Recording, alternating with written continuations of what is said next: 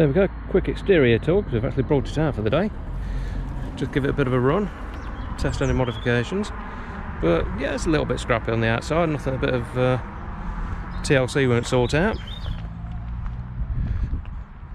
Certainly a distinctive colour scheme. A few little cosmetic bits to sort. But other than that, it's a fairly straight van. Seems to work quite well, drives nice. So it gives us something to play with. Now originally we were going to keep the ply lining that was in there, but since we've actually had a bit of a clean out, it's actually quite obvious that it's actually not in the best of shapes, especially the flooring. So what we're going to do, we're going to tear it all out, put some sound deadening in, bit of insulation and damp proofing, and then we're going to completely re-ply line it and go again from scratch. But the first test of the little handle seemed to work alright. There's a few little modifications, but yeah, it'll work alright. So spending extra money on something I can make myself. Now when we were out, we did find that there's still definitely a boost leak going on. So the first thing I did, pulled the intercooler, and as you can see from the corner, looks like it has been leaking a fair bit. The new intercooler's in, but I still found a boost leak going on when I was driving it hard. So what I've done, I've built myself a little smoke tester. Nothing too complicated, it's just a wick, heating coil, bit of wire coming out the top, 2 pipes, one in, one out. On the end of the output pipe I printed an insert that fits into the intake nice and snug and stops any smoke escaping from there. And on the other end I'm literally just using an air blower just to force the air through. The whole thing's powered by a lithium battery, just a 12-volt one, nothing too elaborate at all. There's just a switch to power it up and let the smoke start coming through. So the smoke tester's in place, let's power it up. Smoke starts to fill the jar. And we'll see where we've got anything coming out of anywhere.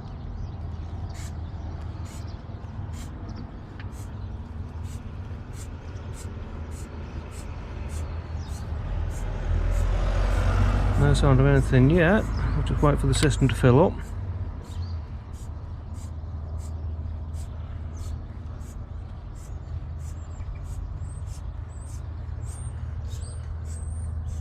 I did put a bracket on this boost pipe as well to hold it down a bit more.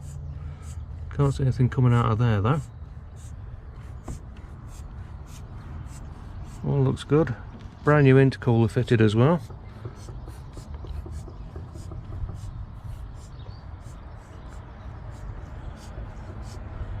So far, no sign of anything. Now I don't know whether you can actually see that, but we have smoke coming out from that join just down there. So, next stage, we'll see what's going on with that piece and see if we can fix the leak.